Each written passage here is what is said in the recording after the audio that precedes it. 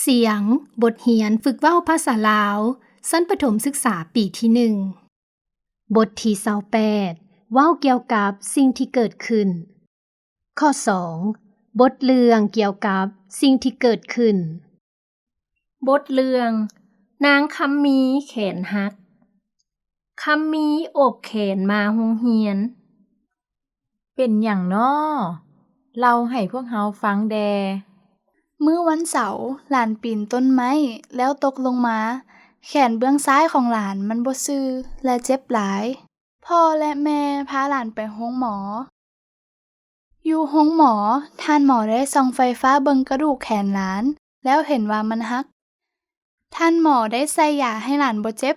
หลังจากนั้นท่านหมอได้เฮ็ดให้แขนของหลานซื่อคืน